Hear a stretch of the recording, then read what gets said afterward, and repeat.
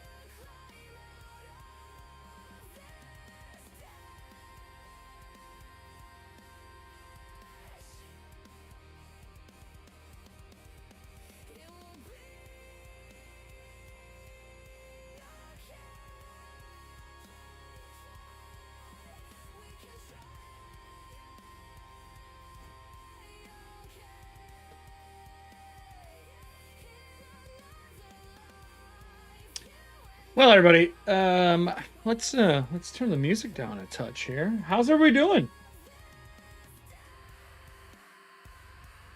Y'all doing well? Everybody had a good holiday into whatever the fuck is going on now. Let me fix this. Boop. I just realized I'm a little cut off. So I am been hella busy the last couple days. I've been prepping for this. I've been in talks with Troll Lord to be able to look at their Reforged stuff because I saw it at the last con I was at. I was like, man, I really should take a look. I enjoyed playing Castles and Crusades. They went from a black and white version to a color version. So I'm kind of interested to see what all of that is. On top of that, at the same time, we got information about Dragonbane's new Kickstarter, which I'm really excited for. And then on top of that, I am prepping to go run Shadow Dark and secretly turning it into Breachers over at Mana Tap in Milwaukee. So I'm prepping that too. So I'm printing, like, my entire room is just covered in, like, books and repacking from one game to another. I'm realizing I need a travel box. Like, I have these crates that I get from Studio Crate, and I like them because they have, like, little panels on them you can label and stuff like that. And I need to do another one of these. I need one for con travel, one for at home, like, because I put the game we're currently running in it. And any product that I'm going to review on stream, because I pull it out and I put it on top of it like a table, because it's on casters. I'm realizing I need another one to have my travel box for Dragon Sandbox and then for when I go do conventions. So today, at 5, basically I got to try to cut this like 5, 5:10. It's going to be a short one. 5:10 would be pushing it. And then I got to go from there and drive out to Mana Tap and then prep and run a game and then come back home. So it's been a long one. So I got a lot to go over in a really short fucking time frame. So we're going to dive into this like ASAP. So let me grab the first thing I want to go over today, which is the news. Dude, I am obviously a big Dragonbane fan. I love Dragonbane. It's why I switched to Thontia too, which is my home setting. But they announced their setting for Dragonbane a while ago, and I fucking completely forgot about it. And then today, I got the press kit. Or yeah, maybe yesterday, I got the press kit.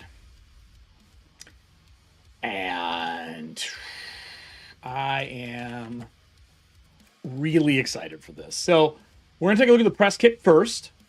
Then we're going to go into taking our first look at Castles and Crusades and see what we like.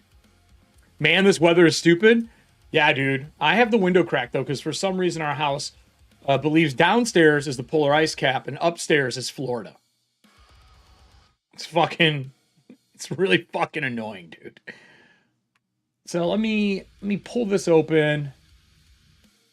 God, this art is so fucking good. We're going to look at the trailer. I'm going to look at a couple things for this. I have some stuff pulled up. So we're going to be kind of winging our way through this part. Done with this weather? I don't mind it, honestly. I get rather than 100. I hate 120 degree weather. I die in that shit. Getting ready for a wonderful winter. Yeah, for Thursday, Friday's going to be fucking gruff, man.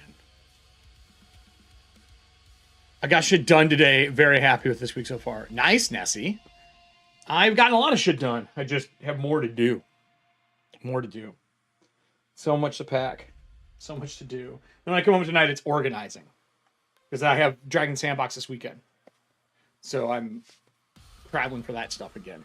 And that's D&D. And we're prepping a murder mystery dinner at the chef's table, which is like a high-end restaurant. We're doing a murder mystery dinner here coming up in... murder mystery. I would liken it more to an immersive story than a murder mystery.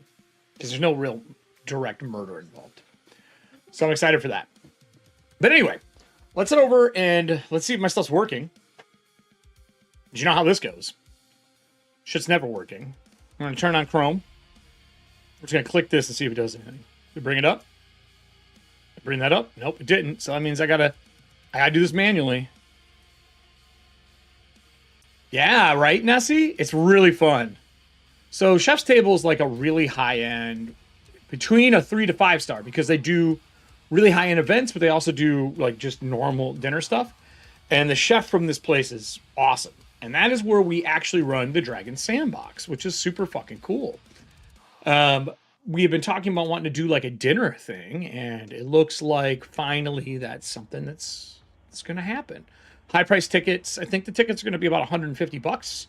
It's going to be a 5-hour event, or like a really cool layered hors d'oeuvre event, which is fucking awesome. And this place is weird, man. Like, anyone from been to Milwaukee, the Safe House has that crazy spy bar.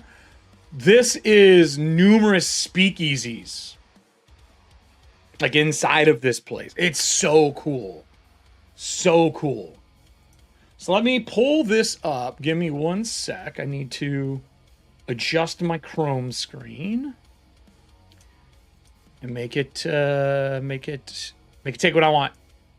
Please use Dragonbane. Is that right now? There we go. I just gotta make it bigger. We got it now. So when they send me product to look at, I actually love the press kits from this group. Usually if there's a PDF available, it'll be in here or a link to get it. If not, it's going to be this, which has got like all the stuff in it that we can desire. Look at my DMs. Okay, hold on. Oh, cool. I would be happy to do that. Sit down and do it. DS might even be able to run it because we were going to have one pre-made. 100% interested. So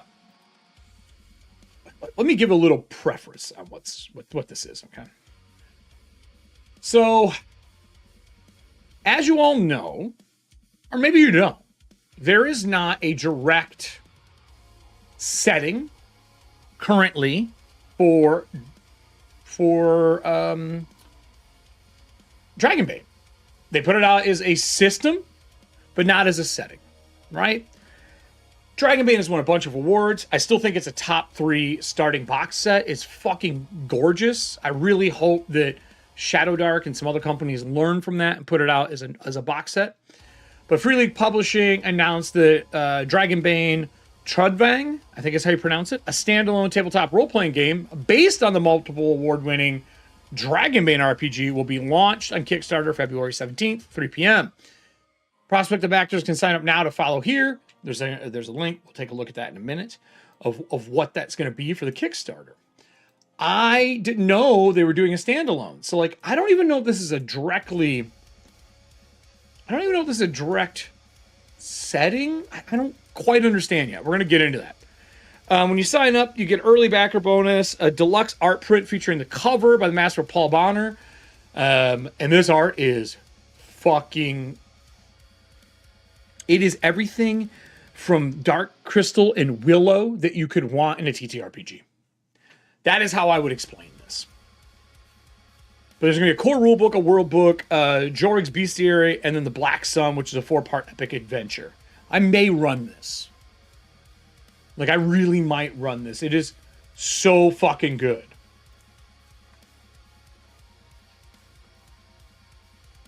So, let's take a look at this. I'm pretty excited, a little nervous, but pretty excited. So this is their Kickstarter page for it. This is Trudvang. I love the T with the dragon head and the G with the dragon head. It just feels good, but you can already see this art is outstanding. Right? And I'm going to blow it up. We're going to get big. It's launching soon. Back through the announced Dragonbane Trudvang. Standalone tabletop RPG game based on a multiple award-winning Dragonbane fantasy RPG. Trudvang is a world of shadowy woods, fathomless mist, and dreadful beasts and unsung heroes, of wrathful gods and endless mystery. Deeply original, but with strong roots in Nordic mythology. Bye, Nessie! Dragonbane Trudvang produces Free League under a license of Command. Will be launched on Kickstarter February 17th. You can sign up following the project. The campaign will offer no less than 4 masterfully illustrated hardback volumes in Swedish and English. Core rules based on Dragonbane with new professions, skills, heroic abilities, magic, wielded by Winter Weavers and Dim Walkers. World Book, a deep dive into Trudvang's history, people, religions, the Stormlands to Westmark, From Soj to the Great Icy Plains, or Ice Plains, richly illustrated. Jorg's Bestiary. Jorg? George? Is it George? I don't know. The classic monster manual for Treadbang returns, featuring beasts from the Broskle Worm, the Draugr. I mean, this is all up. I feel like this is up Jay's alley from Storm Bunny. Like, I feel like a lot of this Norse-style stuff is things you have deeply studied. But look at this. So we're going to get into the art later. I have all this stuff separate. I don't want to ruin it here. So this is coming out. I'm going to hit notify because I'm fucking psyched for this. I'm going to bring this back over here. We're going to log into this. And then we're going to start looking at the little press kit, shall we say. I had to change my password for my computer recently, and I'm still not used to using this new one.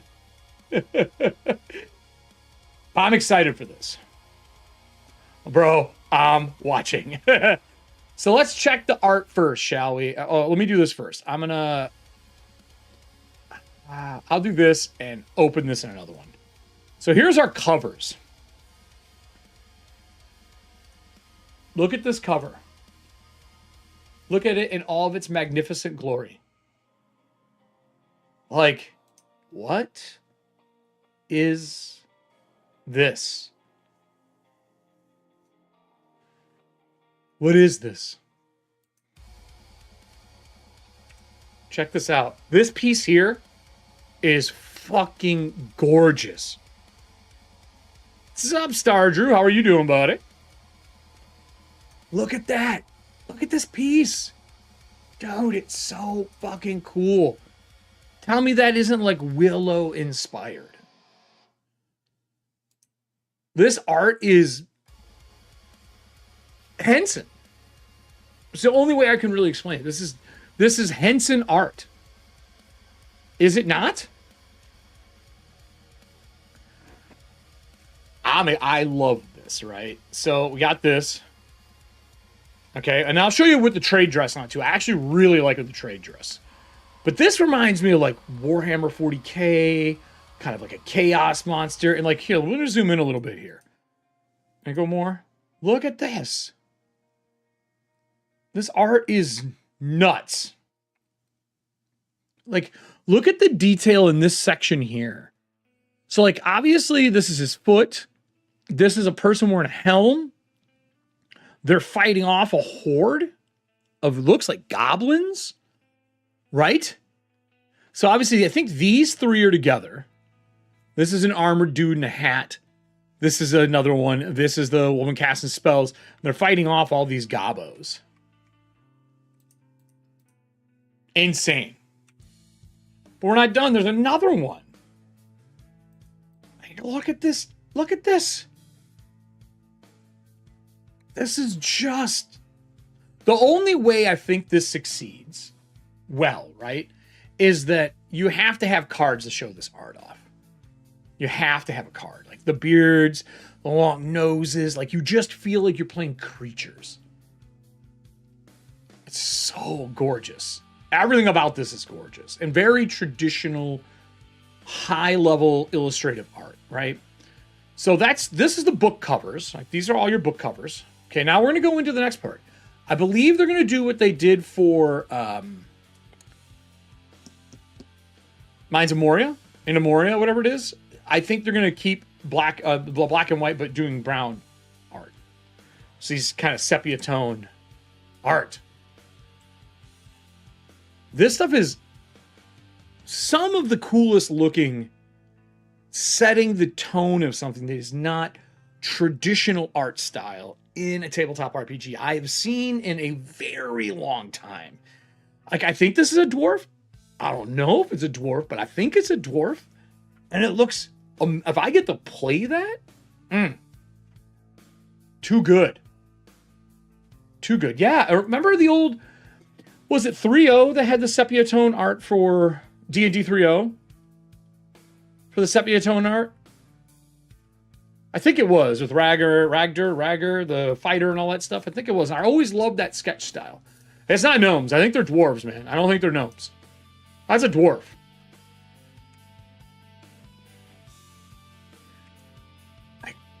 Oh. And like this stuff here, this kind of like twisted veins. Lockwood. Thank you, Jay. Yes, it was Lockwood. That stuff was awesome. Because it felt like it was drawn, but it was there for you to be inspired. Right? And I feel like that's what this is. It's so fucking good. So like this art's cool. I love the chairs. Look at this thing. That feels like Jim Henson drawing World of Warcraft monsters.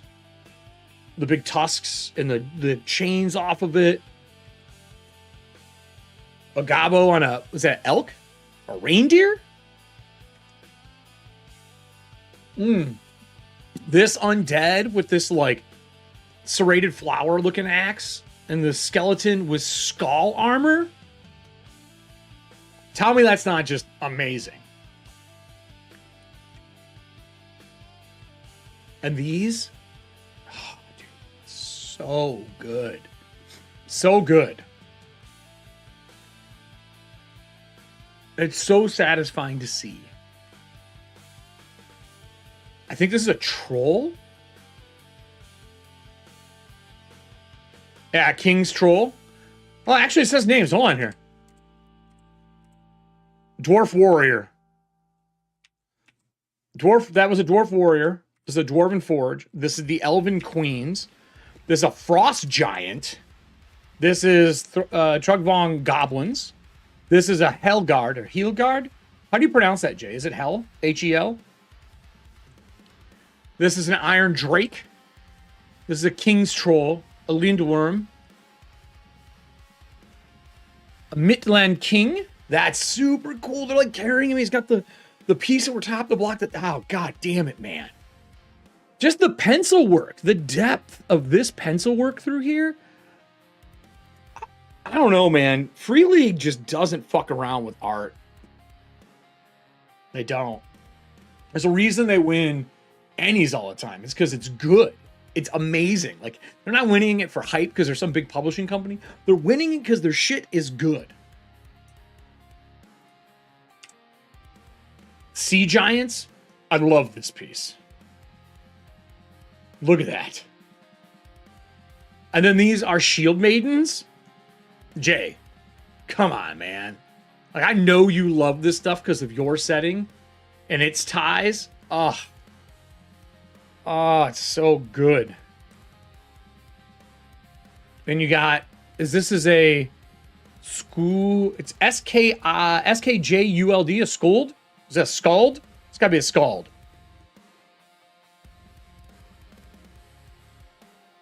And this is the Stormlands.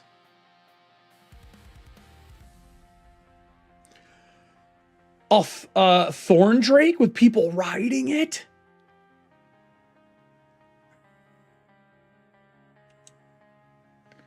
This is Trolls and Elves fighting.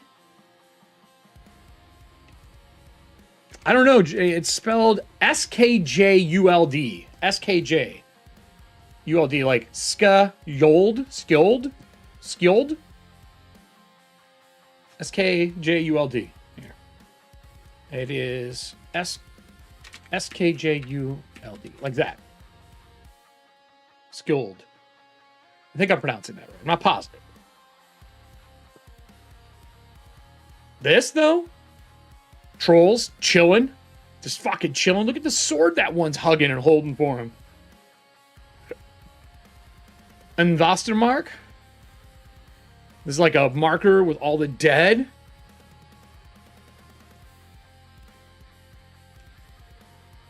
White. This white is amazing. Just holding a sword in place. Like, oh, God. This art is so fucking evocative. And then you got these highly detailed ones. I've noticed every time it's like the humans that get these really detailed sketches. That's the Wolf Sister. Super cool, right? So hold on, we're not done, right? Here's the map. Schold. Schold. So the K is an H. Schold. All right. So here's their map with Trudvang. Look at this. It's like kind of like tight together. It's got the fucking filigree and art around the side to kind of dress everything. This obviously is something. Look at this. That's like the world serpent. Huh. Skeletons over here. It's got the torn map look. Look at that. I love these tree drawings, like the old like bird's foot trees. I love that style.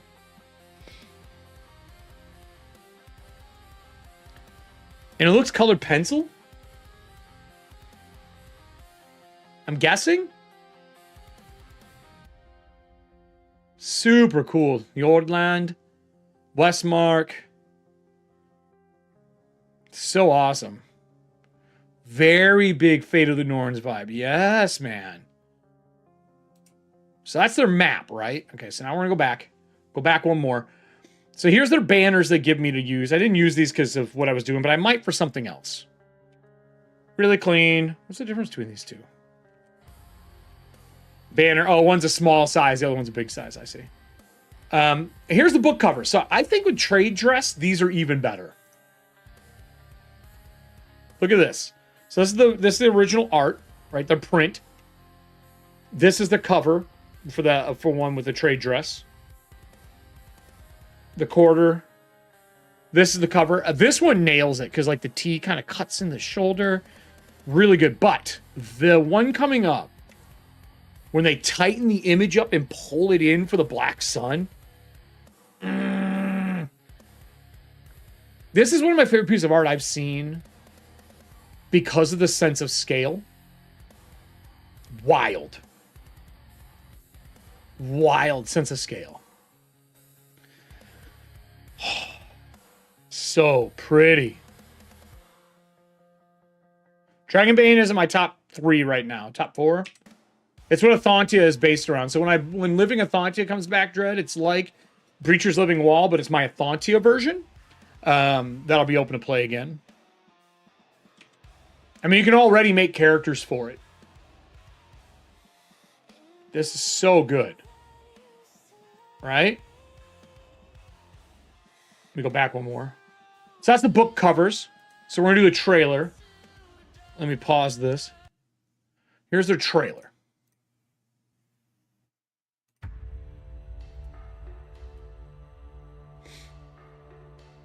Really simple.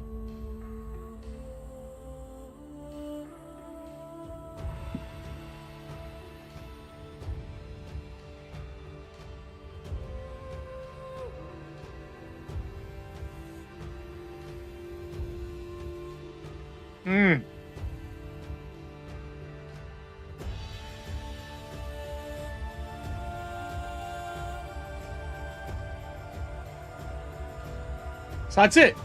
Real clean, simple trailer, and their animated style they've already done. Really simple. So that's everything for that. I'm excited. I think this is going to be really fucking cool. Like I'm excited for this. I think this is going to be a really fun one. Right? So that's that. So the next thing we're going to do before we jump into looking at Castle Crusade, I need to generate some quick 4 block 0 level characters in Shadow Darkling. So I'm going to do that now and save them out while we're doing this because I have to get it done for the night's game. So we're going to do that really quick. We can chat while we're doing that. What was your question here? Redoing character creation for that, or is there one already? So there is an Athantia section that you can check that out already. Get our music started back up. So I made these. I already downloaded this one. This is the random 0 level generators they can do, right? And you could turn these on, but it doesn't make a difference for 0 levels, really. But I'll do it anyway. Roustabout and all that's on. I don't want unnatural selection or anything. I'll do this. And we're going to do a random generation. You can do a 4x, right? So I just generate another one. We're going to export this as a PDF. We're going to print them while I'm sitting here. I don't give a shit. I need to get them done. So we're going to do this. Click it. We'll do version 2. All right. Save. I'm going to generate another 4. This. Print. This stuff is so great for being able to do like rapid characters for a convention play. And I kind of treat this beginning of this game I'm doing as a convention play. Do it again. Generate. Solo Dark Run? What? I don't know what you're asking right now, Dread. This is for the paid game I have for teaching Shadow Dark at Manatap. It's a local gaming bar. Dragon Sandbox is working with them to do a game night for them. We're doing Daggerheart, which one of the GMs is doing that. And I'm doing Shadow Dark.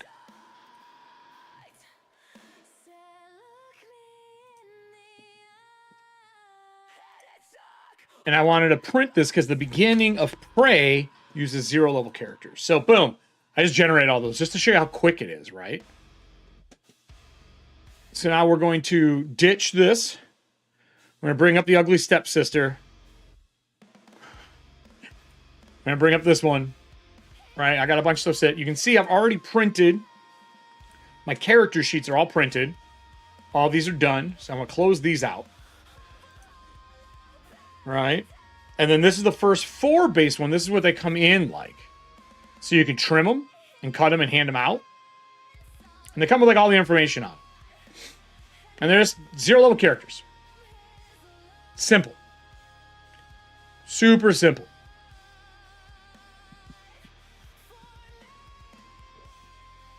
So I can do this. I like it, but I think that, Jay, I think every character, every player should make a couple characters by hand. Or I think you don't know the system. That's my, like, honest truth about it. And it happens too often. So we're going to open these up. I'm still using Acrobat right now because I have had no luck with new programs so far. Oh, I didn't mean to do this.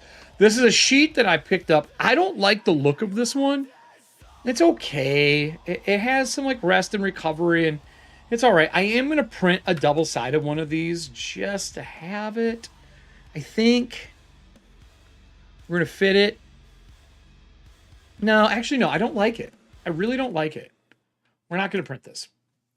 We are going to print we're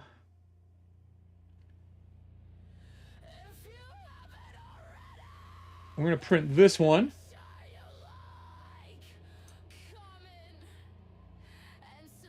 It can't compress. There's a lot of things it has problems with. I've been trying everything under the sun. So print one of these. Everything's open. Good there. That's 2.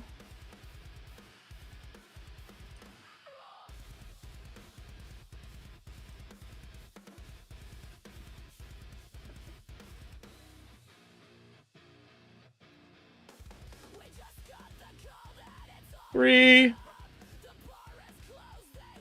Super easy work here. We'll do 4. I renamed these on accident the wrong thing, but I know what they are. That's all that matters for now. Print this one.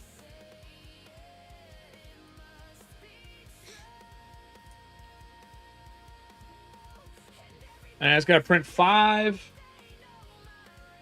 And I'll take these down to the chopper and chop them up afterwards. After the show. So these have to be printed. That's it. Done. Done. And then we're going to be talking about this next. And close this one out. So now, these are all printed. So I have to cut. I have to trim all of these down to size. So that's the characters that I'm using. And they can renew the names they want. I printed one of these sheets. And I was like, oh, these are cool. And I printed, but I printed them at the wrong size. They're not the A5s. And I want people to have the feel of the setting, right? Like how everything's A5, why A5 is such a great size for people. Because they're coming from D&D. And I want them to understand like why A5 is like such a good travel piece. What it's like when you hand out an A5. Why an A5 is used so commonly. So I reprinted them like this. So now I got to check these downstairs, trim these down to the right size. They're double-sided. I think they're 2 pages. But I thought this cheat sheet looked a hell of a lot better than the one I showed you earlier. Right? And it looks like it's from the book. So I got to print those out. So that'll get done. And then I have these, which are our little tiny dudes with random names. Those will get printed, or sorry, those will get trimmed. This is gonna get trimmed, I think. I think these are just extras. Yeah, these are extras. Those will get trimmed. And then my character sheets are flip-sided. I believe in printing them this way. So when this is sitting on the sheet that way, you flip it over and you get your information on the back. So I gotta trim these down. That's the other thing I gotta do. This is my sheet. This is my map for the game tonight. This is a Dyson logo one where I've lined them up. They go this way as you're escaping. And I accidentally printed the wrong size for these. So I have some extras. I'll bring them with me just in case somebody wants to look at them. Or if somebody has a hard time reading, small print, I'll use those. But I feel like I am missing... I feel like I'm missing volume 1. Maybe I didn't print volume 1 yet. So let me grab these. Did I print volume 1? Maybe I didn't. I think I might have to do that still.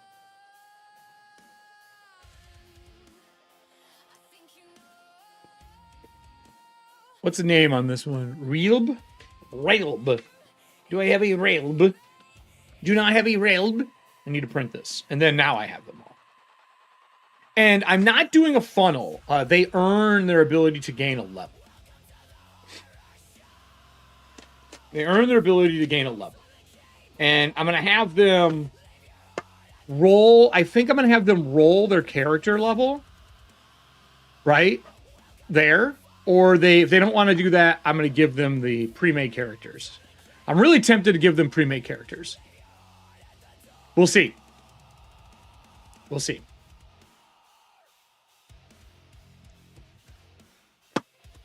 I think it runs better in Adobe J.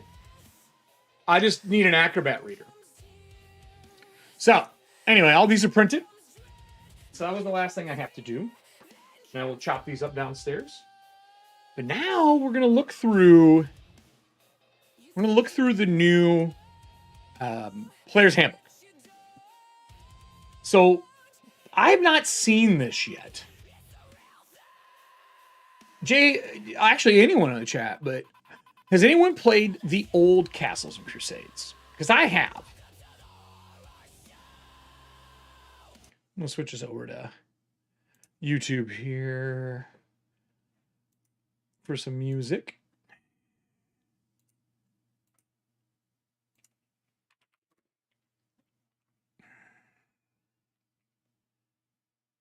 Let's do some White Bat.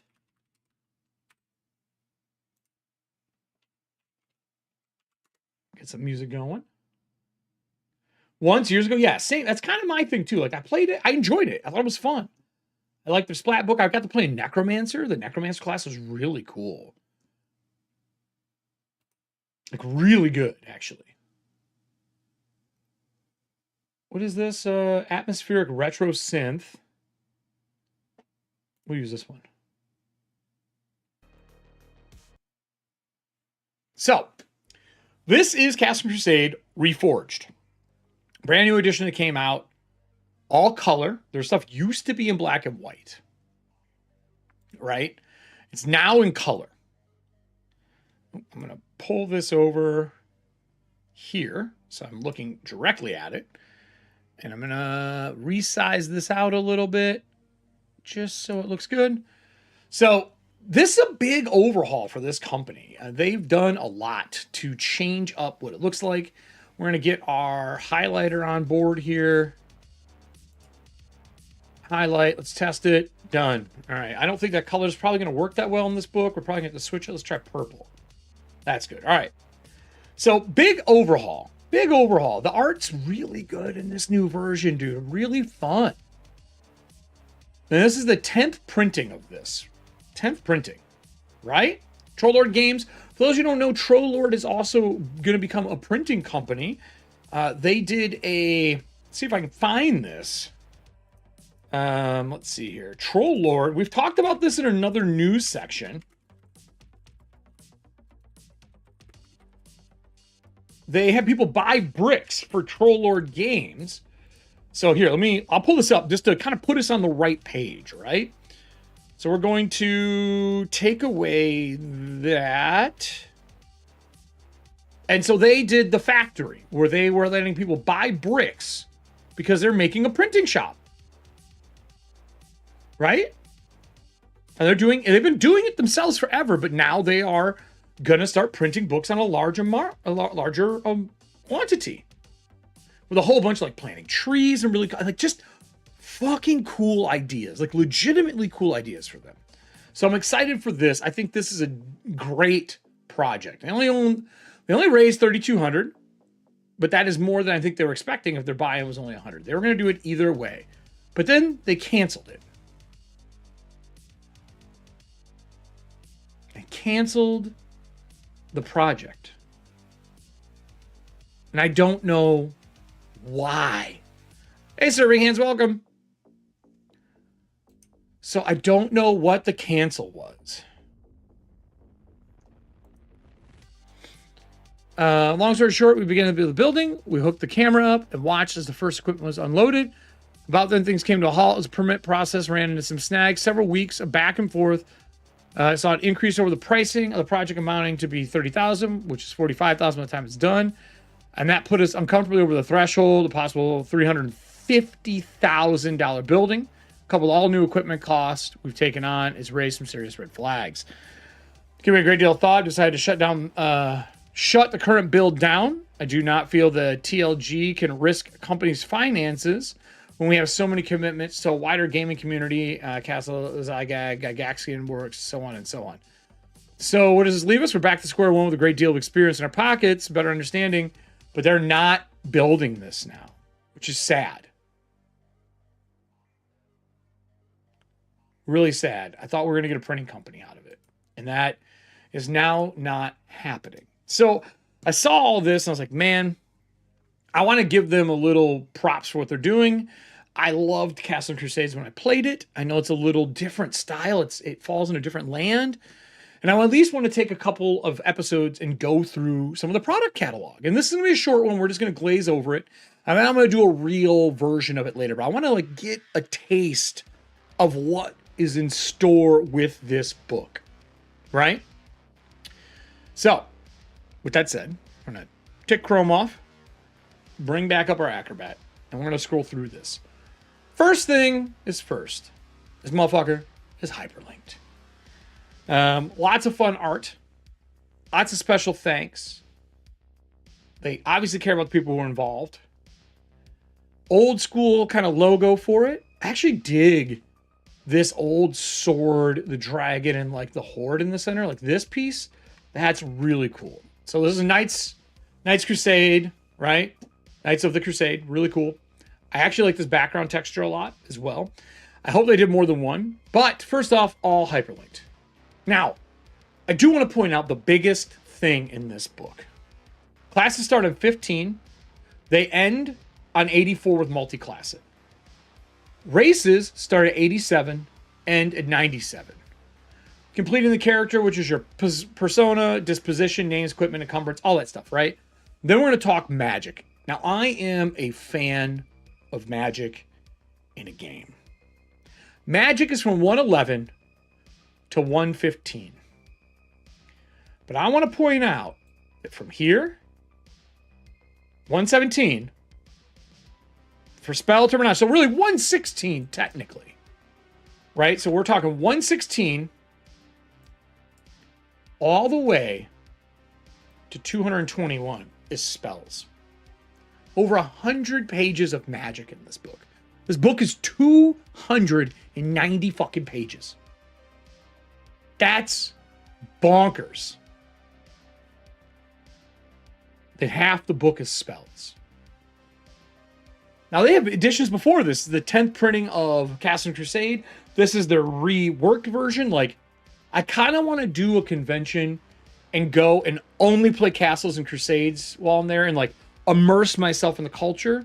I've done that with some other games in the past. I want to do that for Mork Borg as well, where I only play those events while I'm there and really get stuck in. But that's huge. And then the actual game itself is like 50 pages. A little more than 50. 6-7 pages. So, we're role-playing and role-playing meet. ROLL, ROLE. Very cool. I just like the caps like this. They go through it. I think this is their two kind of Stefan and... who's the other person? Stefan and... Can't read that name. Clonette, I think? Hold on here. It's probably in the beginning. Let's look up here. So I know who we're talking about. Who would it be? Stefan and who? I should know this, too. I talk to these guys all the time. Davis, and McGolden. Maybe that's the two people? Stefan? Yeah, Stefan with Stefan. Okay, cool. I wanted to make sure I was looking at the right people. So, first off, the biggest update between, obviously, the old edition and the new edition is it's in color now. It's in color.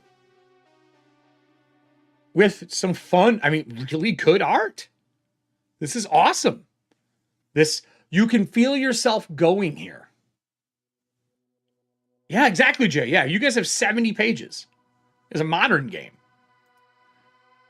I love it. RPG.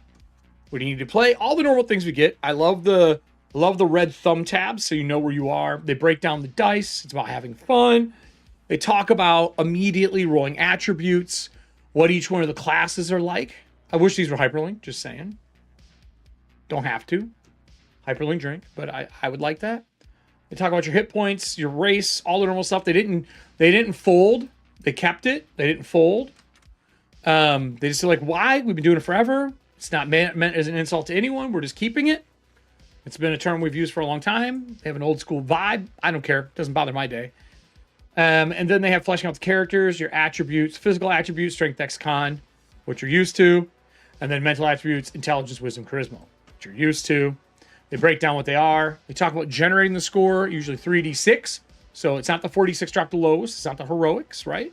It's closer to what we see in Shadow Dark. But maybe you're not rolling straight down the line. And all your modifiers and stuff, same thing we've seen forever. But I want you to notice that their attribute modifiers are lower.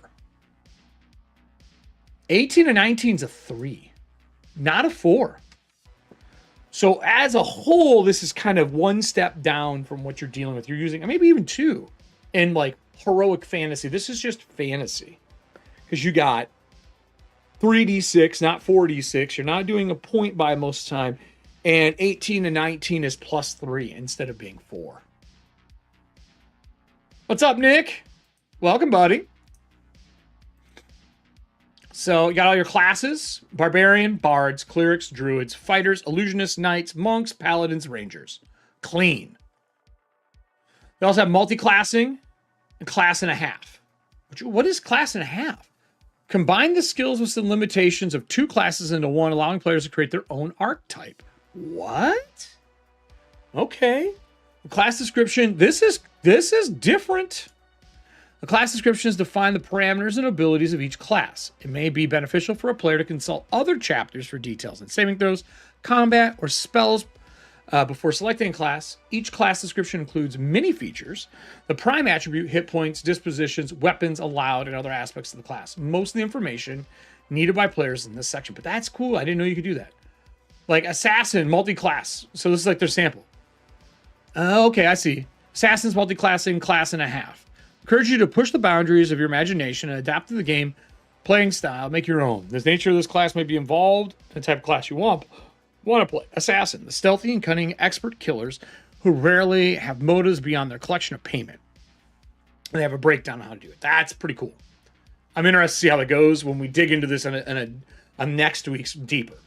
This is, like I said, just a cursory glance. But like Dread, primarily, and I'm sure Jay and Nick can speak to this as well, and actually anyone who played older editions, multi-classing was either the way you played or frowned upon. Like, I know when Todd and I were playing games that had multi-classing. Multi-classing was the jam in 3.0 and 3.5. But then it became a problem in games, and seeing that they are embracing multi-classing, but building their own version of it, very important. The way they're doing it, I think, is going to be entertaining to see. You know what I mean? So yeah, Assassin, Barbarian, Bard. Okay, cool. So they got everything kind of put together. They talk about armor, shield, and helms, because these matter. People who want helms. Barbarian can wear any armor. Oh, fuck. Okay. That's already different. None. All right. I love this part. Prestige or no multi-class was our way. Oh. Do you mean prestige or multi-class, but not both? We did everything under the sun. I got to the point where I just didn't care anymore. Because it was so bloated, I'm not going to memorize it all anyway when I was running 3.5. And I was just talking to Adam of Order of the Amber Die about Pathfinder 2 and the amount of things that are in there and what's available for it versus what's in PF1. I know Jay worked in PF1 a lot, building stuff for PF1, and that's kind of where I cut my... I shouldn't say that. I did stuff for 2nd edition and 3rd edition, but I really cut my teeth in PF1. And the amount of grind to build a Pathfinder 1 class out, or even just a feat, to balance it against everything else that was out was fucking insane for PF1. Oh, no multiclassing. Oh, okay. So I love this. Every one of them gets like this art piece, kind of like what they can do, which I dig. And then this is the breakdown. They're 12 levels, which is also a different concept. It's 1 to 12, not 1 to 10. And I think EPP is... Hold on here. This is important. So you have... These are the new stat things that we need to learn, right? When we're getting ready to do this. So you got Prime Attribute. You have their hit points. BTH is bonus to hit. Disposition is suggested disposition for the class. Weapons, armor, abilities, level, and then experience point progression, EPP, right?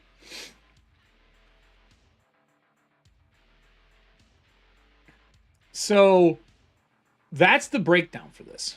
What are you guys saying here? Hold on. You can see issues with it.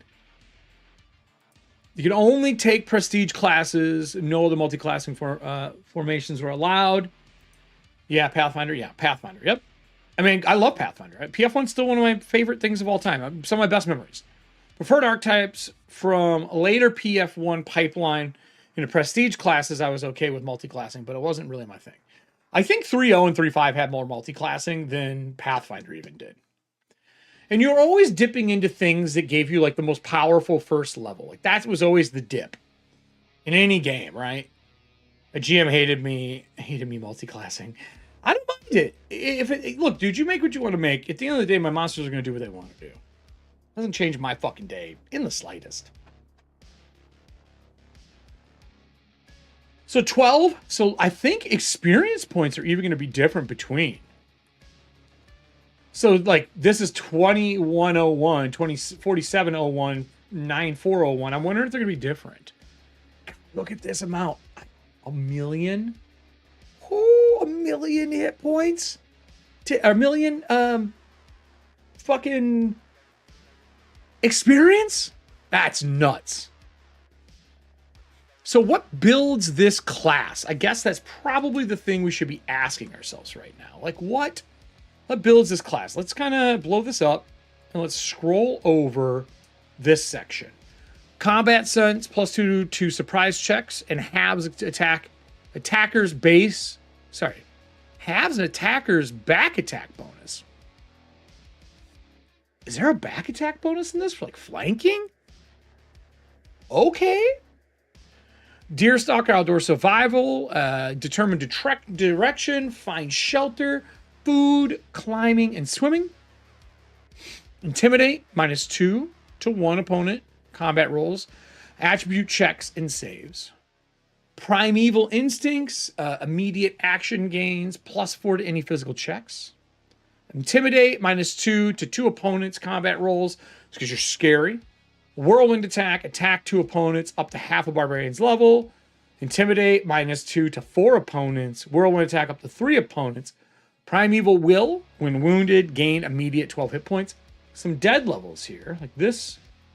I'm curious if this is something. You know what I mean? Constitution, -2 up to 8 for Intimidate. Whirlwind, Ancestral Challenge, and then nothing and nothing. So what? First off, I am a firm believer in getting rid of all dead levels. I hate them. I don't like them. I think they're worthless. I think that you just getting hit points that level or something like that is just dull. You're getting hit points every level. You get bonuses every time. I don't like that. The only thing I can think of is if the archetype kicks in somewhere. You know what I mean? Great. This is great art. That's cool as fuck. Cool swords. So purpose, abilities, combat sense, Deerstalker, another really fun piece of art. Intimidate, Primeval Instincts, Whirlwind Attack, Primeval Will, Ancestral Calling. This is dope. These little shits fighting a gibbering mouther. I think that's what that is. Barbarian 13 plus. Oh. At 13 plus, you get to add new things. So there is more levels. What? I wasn't expecting a break at 13 for extra stuff. Huh. Well, that's kind of cool. So there's 13 to 24. All right. You got your Bard. Yeah, look at the difference.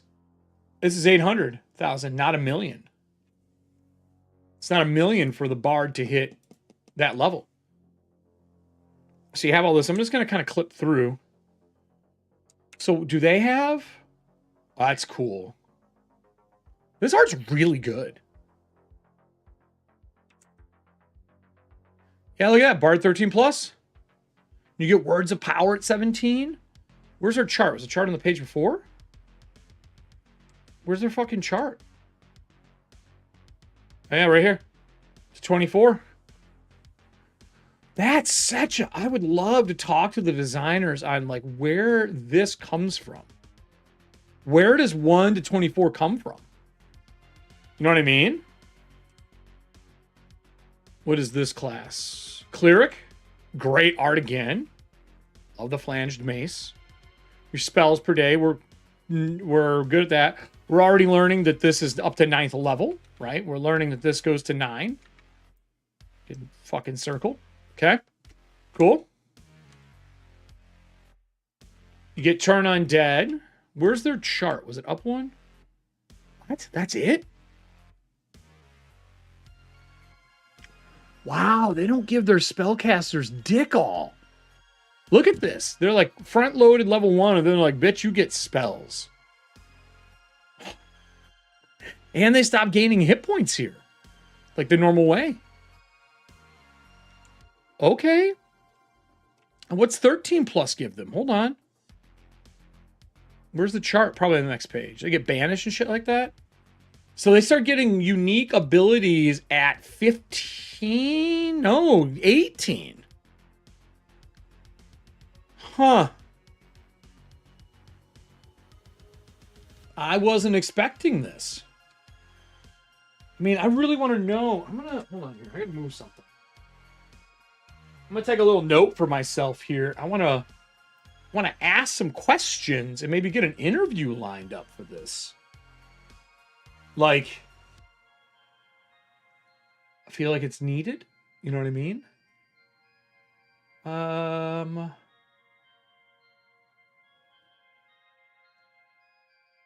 Yeah, like, hold on here. I question. I'm gonna make a note here. Questions. Why 13 plus and why 13 to 23? I'm curious as to what that is. I'm not dissing it. I just wonder what caused this. If it's a something from old gaming or something along those lines. Really cool. So let's flip through. This piece I love. This druid. A druid looks really good. Woodland Stride. Oh, I like these. They're like, oh, look, they're like water decanters. That's really smart. Great art for a druid. The fighter class. I love this art piece of the weapons. I like their attention to gear. I like this sword. Ooh, this is good. This, though. So I saw this art and I was like, dude's got a fucking lightsaber? Like he's a real fighter? They get like shield blow and stuff like that. This looks like Matt Damon. Matt Damon was a dwarven fighter. And then you got your illusionist, which is its own thing, which is a hangover from... God, I think illusionists were originally a second edition, or maybe it was a first edition class by itself. So they get their own class, right? Look at this dude. High on shrooms, casting illusion spells. Like this piece a lot. Love the multiple bracelets. And really cool art piece. They go to 24. And we're going to probably dive into some of these classes. I think I want to do a character creation day. Like today, I just wanted to flip through it and see kind of what I thought. And then I think I'm going to do a character creation day for it. Horsemanship. Oh, they get horsemanship as a knight? Love this. Love the helm. Love that fucking like lion helm. What is their stuff? Bright mount starts with a birthright mount. Horsemanship, inspire, embolden, inspire, 1 dead level. Again, why a dead level? What is the reason?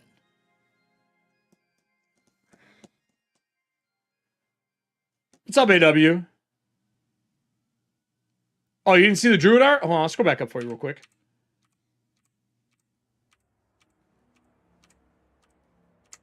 Look at this. Elven Druid. Their fucking stick. And then look at this one. Look at like the bug headdress. Like you got fucking cactus armor, water, a snake, and then they got like these cacti water bottles. Really cool. Back to where we were, the knight. Okay, so I'm interested. That's pretty cool. This knight art's great. I love this knight art. Again, really cool. This is also really fucking cool.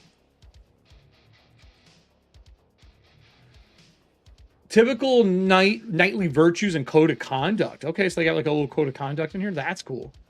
Monk and their kind of art, their weapon package. No dead levels here. See, like I wish more things like this. I don't think it's for custom stuff. Usually when they do that, it's about a power problem and a scale problem.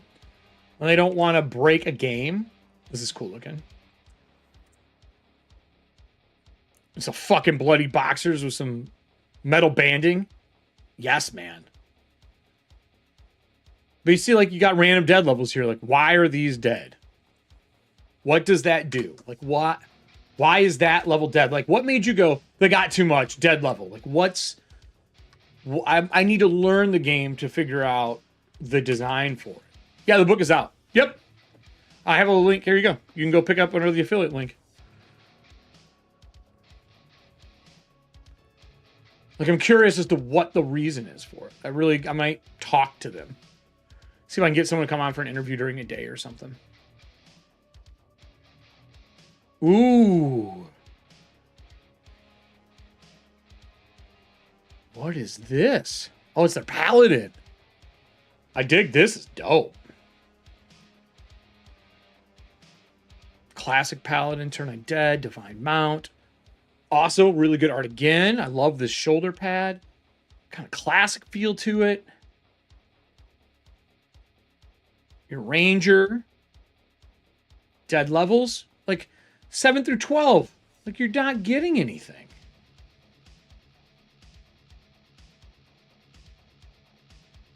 Maybe AW, that makes sense. Dead levels might make spots for stopping in a multi. So stepping in a multi-class, possibly.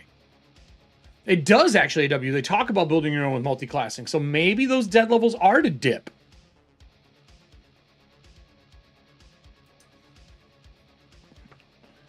It might be. Today, like I said before, is going to be a short one because I got to bail here soon. But next Wednesdays, we're going to do a full deep dive and build characters. Because I have this book. Hold on here. Let me look up what all I have from them. We have the Player's Book, the Castle Keeper's Guide, and the Monsters and Treasure for Reforged to look through. I just wanted to dip into this today and look into it, and then we're going to do a deep dive later. We're going to build some characters, see how it goes. I already have a character sheet pulled up to kind of showcase it. Oh, first off, hold on. Their character sheet, this is not for the weak of heart, is what I would say. Let me show you...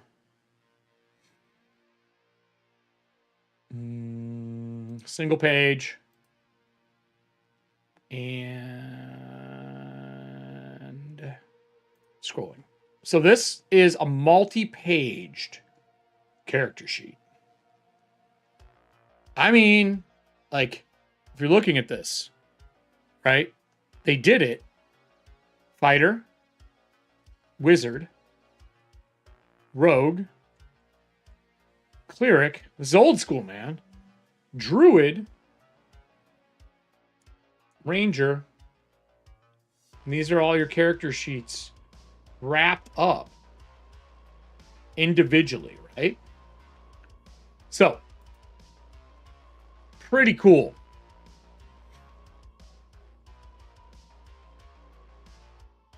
This is great art too. Wow. Really fun pieces, man. Again, no dead levels, but this one. 12. 12 gets a dead level. Just don't get... I don't get the rhyme or reason. It'd be different if the dead levels were the same on, like, all spellcasting classes had X dead levels. All marshals had X dead levels. There's no subclasses, Dread. That is not a thing.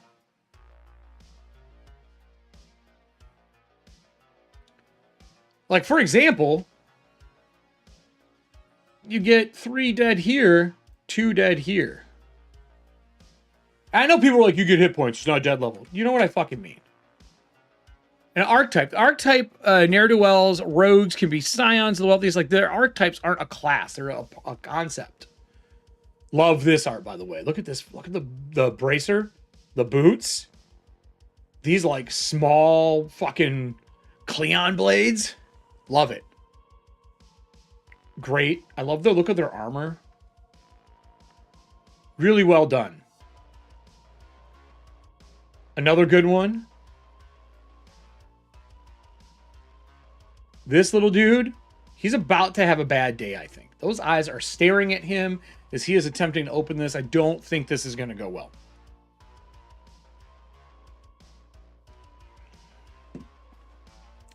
This is cool.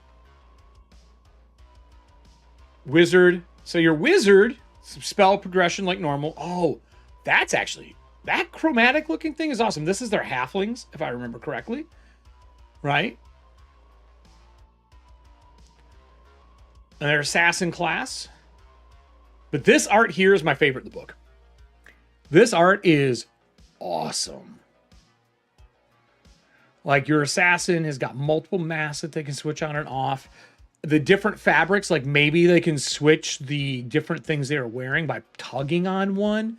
These dudes are amazing looking. The masks hanging inside. 1, 2, 3. He's got 2. He's switching out. Like, this is my favorite art in the book from when I was just flipping through.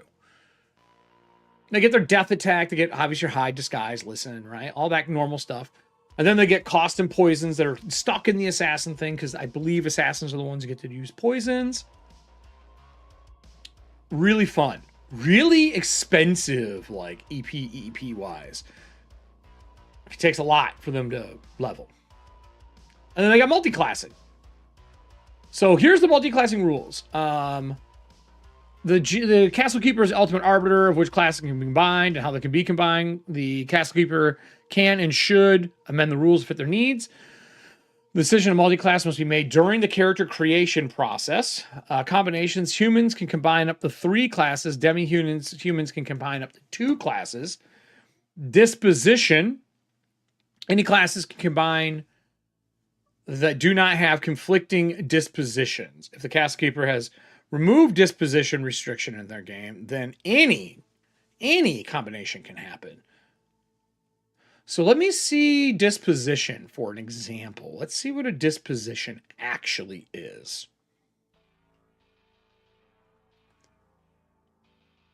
Of course, man. I'll have affiliate links for the other 2 products as well next week.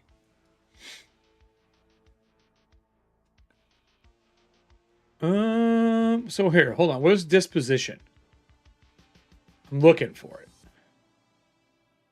Disguise, where's the disposition at?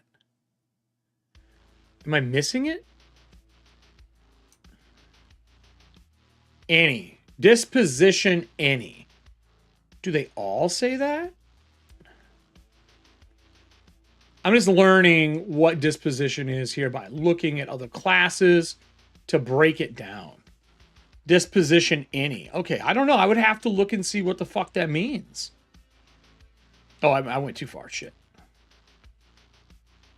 So, come on.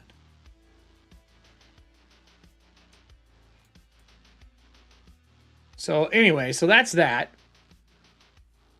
I don't know. I'll have to look up dispositions. There must be something more to them.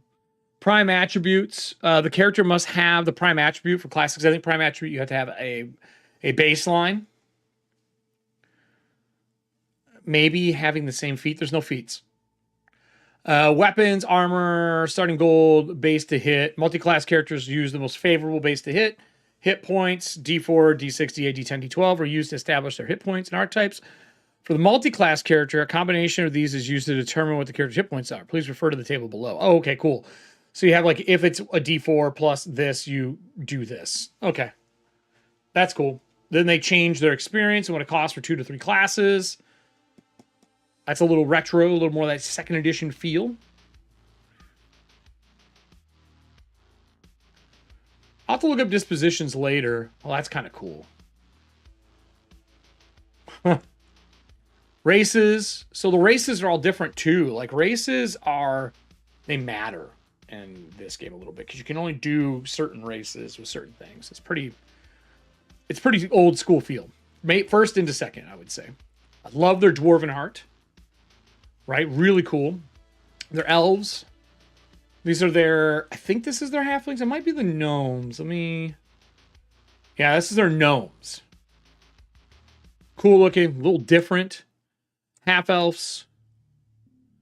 With human lineage possess attribute modifications. So when you're building them, your lineages are part of your race and they do stuff. Like when you stack them together.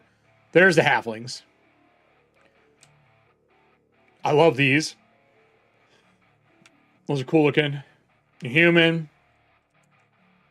Disposition. Disposition represents the most basic, essential aspects of the character, worldview, and moral outlook. Disposition is a description of the fundamental moral outlook of every sentient creature. Oh, so it's like their alignment almost. I think persona and disposition makes the equivalent of their morality compass.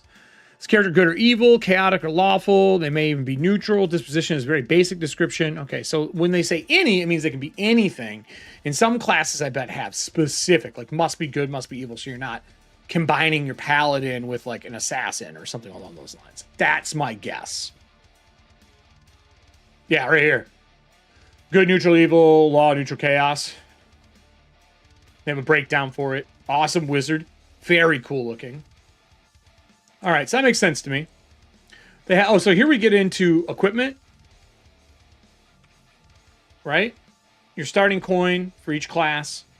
What they are, how much you get. And then they have a breakdown, which I enjoy. This is the like cost for helms, armor, shields, weapons. All their weapons are pretty standard. Like an axe battles, 10 gold, 1d8 range. And then I don't know what EV is. That's new to me.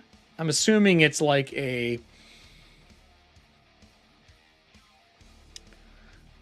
assuming EV is going to be something like your initiative value or something. Because EV1... Oh, I bet you it's encumbrance value. The war hat. Yes, dude.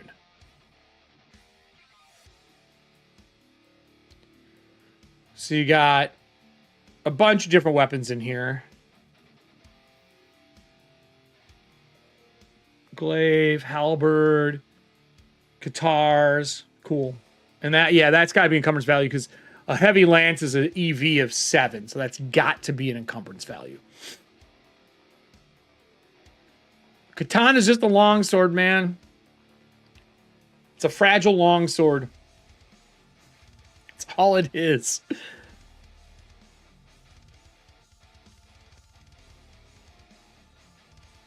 I know. You have a problem.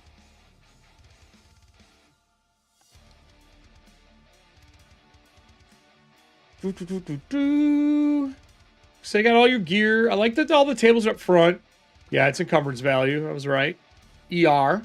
Encumbrance rating versus encumbrance value. Gotcha. Ad hoc encumbrance. Pretty cool. That's kind of nice. I don't hate this. I don't hate this idea of good quick modifiers for this. That's kind of a fun way to handle how much shit you can carry. It's really clean. I'm still prone to the slot category style, but that's cool. Great. This is retro. Big 2E vibes, yeah. I like 2E, man. I still argue that 2E was... I have more enjoyable moments in 2E than I did 3035. But PF1 is probably the most memories that I have for that style of a system. I also think we had less to look at when 2nd edition was out. Now we are saturated in gaming stuff, right? So you got your clerics and druids, your magic. She got a black eye. She sure fucking does have a black eye. Look at that. Oh no, she got like a... Oh no, she got a birth marker. Maybe that's color. Could just be color. I love this robe though. Really cool. Spells. Huh. So then we get 100 pages. Oops, I didn't do that. I'm gonna do that.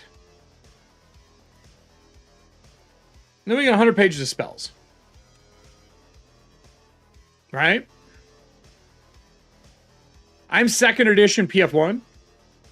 You have more memories from 2nd edition than PF1? I just think I have more time and I don't know, man. It's a really hard call. I have a lot of my favorite books are 2nd edition though. All the ecology books. So look at this list of spells, dude. Like it just fucking goes forever. Like we don't have time to look through all these. But what I want to know, are these hyperlinked? They are not. That should be hyperlinked. I want that to be hyperlinked. That would have been great if they hyperlinked these pages. I would have fucking loved that. Or if they even hyperlinked like... No, yeah, you would have to hyperlink because they're alphabetical. Dude, so many. They have all your spell formats in here, how they work, how a spell looks, the breakdown of them. Now, I will say, I think that the spells should have been bolded and blocked out a little more, but they decided to go with a highlighted version where you can quickly look at the color and call things out. So it's a very different way to write spells. I'm not against it. It's just different. So was I, Jay. So was I. 100% was still playing 2nd edition when 3rd came out. Yeah, I agree. I mean, Drew and I played 2nd edition all the way up until it came out, and then I think we transferred that summer to try it. We really weren't sure because it was so different. So you get all this stuff. All this stuff. Oh, I flipped it 3-0. So I'm going to scroll through these. We're not going to look through all these right now, because I got a jet here in a minute. I just want to get through the spells, but literally over 100 pages of spells. We are going to go into more depth in this later, but look at this art. Wild. Oracle vibes, dragon fighting. This motherfucker not paying attention to what's going on. Like the statues are moving. She's charging with the wizards in the front line. This dude's just like, yo, man, I found a gem. That guy's going to get the whole fucking party killed. Right? So a lot of cool things.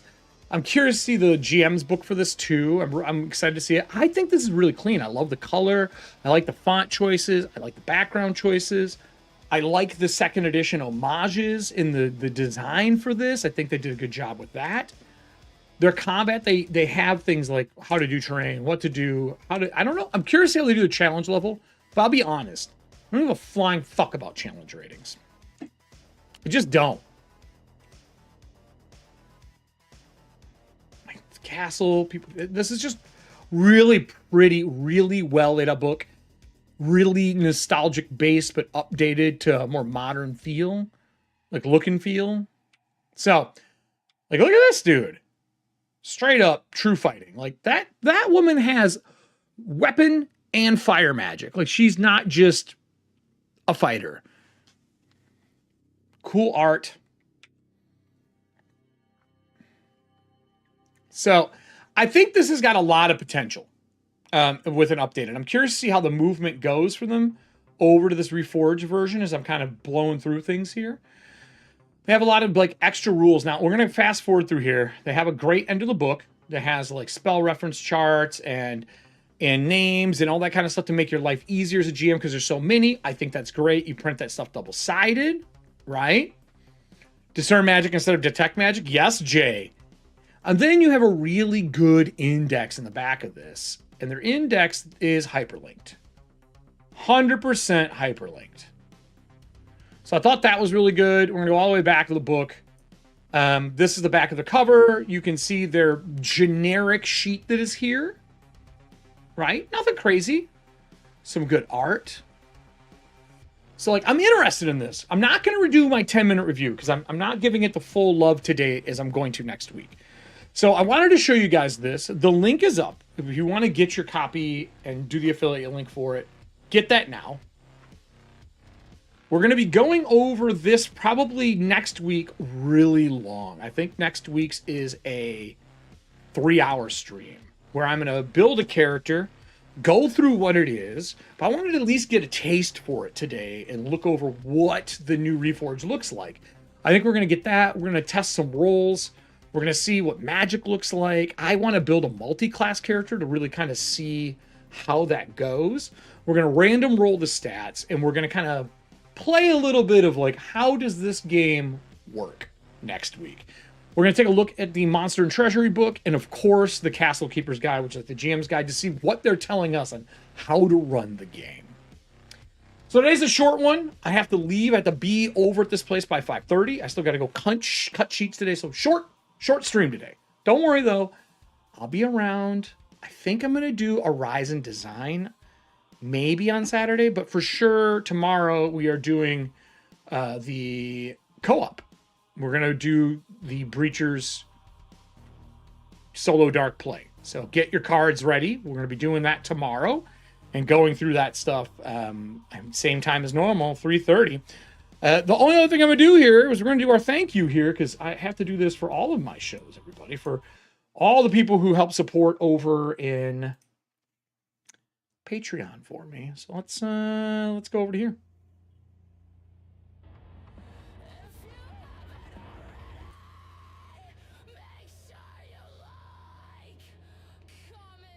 Everybody, so you know this part of this. If you're live with me, this is very simple. All of these wonderful people will help make this happen. A lot of them are in the audience today. Some are not. Thank you so much for supporting the things I make over on Patreon. If you have not done it, if you are at the $5 level, you get the final PDF of anything that I put out. On top of that, you get the living docs at the lower levels, just seeing my process for building. Right now, I'm working on Magic and Monsters. I can tell you that Athantia is coming back in the fold starting in February, along with a ton of Breachers content. I have a lot going on for Breachers right now. If you don't know, we are already in the middle of testing our new lovely recipe cards, which is going to have information on them and then monsters on the front and back. They're going to be made to use for Shadow Dark or for Breachers. They even have the rules for the Dungeon Chef's ability to cook, just in case you're running it in your regular Shadow Dark game. But thank you so much, all these people. I will be back tomorrow with our lovely Breachers in Shadow Dark as we play our co-op one with the audience, the Streamloot cards, and see if we can't get Sophics and Yule in a better position than they're in right now. I'll remind everybody, because of our lovely Breacher's Living Wall game, the war has changed. Our group went in I think it was last Wednesday, and fought off the undead and stopped them from where they're coming from. So now the undead army is being diminished and beat down, and they're getting ready to go handle something else. That's it today from me on Corpse Talk Live, everybody. Have a great one, and as always, stay fucking rotten, and check out Castles Crusades Reforged. It looks really good, especially if you want a little bit of that second edition feel in your life. That's it from me, guys. Have a good one.